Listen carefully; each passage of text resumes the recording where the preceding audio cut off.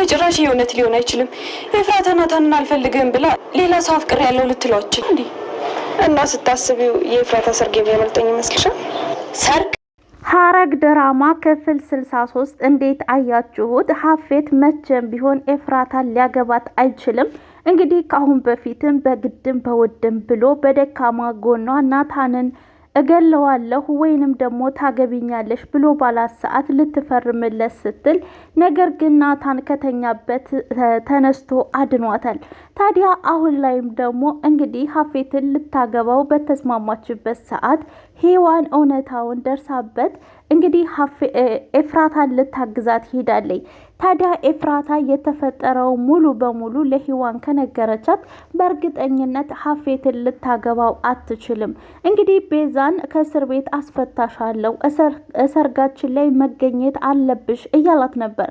ታዲያ አሁን ላይ ቤዛ ከእስር ቤት ከተለቀቀችና ወደ ቤት ከሄደች ናታን በአሁን ሰዓት ኤፍራታ አልፈልግህም በልቤ ሌላ ሰው አለ እንጂ ያለችው ሀፌትን እንደምታገባ አልነገረችውም።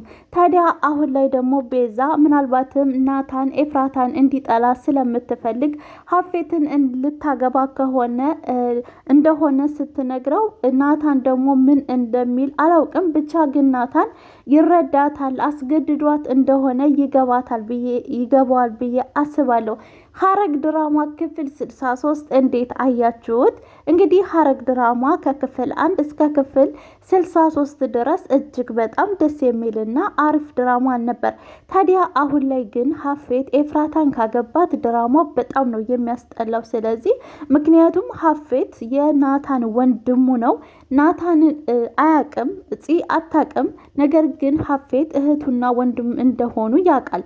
ታዲያ የወንድሙን ፍቅረኛ የወንድሙን ሚስት እሱ ካላገባሁ ብሎ ካለ ይሄ በሀገራችንም በባህላችንም የሚሄድ ነገር ስላልሆነ በእርግጠኝነት ሀፌት ኤፉዬን ሊያገባት አይችልም ብዬ አስባለሁ። እንግዲህ ሔዋን ገነት ቤዛ ጋር ስላየቻት በጣም ነው የምትጠላት እና እሷም ደግሞ ገኒ ታስወጣኛለች ተረጋጊ እያለቻት ነበረ።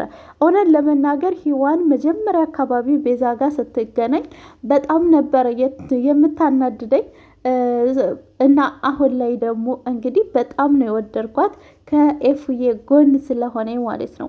አሁን ቤዛ ከእስር ቤት ወጥታ እንግዲህ ምን ሊሆን የሚለው ደግሞ ሌላ እንትን ይፈጥራ ማለት ነው። ጽዮን ትናንትና በተለቀቀው ቪዲዮ ላይ በጣም ነበር ያናደደች። በጣም ሲጠና በጣም በቃ ያቺ የዱሮዋ ጭራቋን ጽዮን ነው ሆና የመጣችው ማለት ነው። በጣም ነው የምታስጠላው። እንዴት ነው የሚያደርጋት? ኤፍራታን ቀርባ ልትጠይቃት አይዞሽ ምንድን ነው ልትላት ሲገባ ጭራሹንም ኤፍራታ ለነሱ ቤት ስትል ነው ዋጋ እየከፈለች አለችው። ነገር ግን ደግሞ እሷ ለኤፍራታ ሲል ንብረት ሀብት እንደወደመ እንደጠፋ ነው እየተናገረ ያለው እና ብቻ ግን በጣም የሆነ ምንድን ልበላችሁ ጽዮን በጣም አናዳኛለች ማለት ነው። እና ውድ ቤተሰቦች ሐረግ ድራማ ነው። እንዴት አያችሁት? ሀፌት እንደተመኛት ጽዮን ሀፌት እንደተመኛት ኤፍራታን ይቀራል ወይንስ ደግሞ ያገባታል? የእናንተስ ሀሳብ ምን ይመስላል?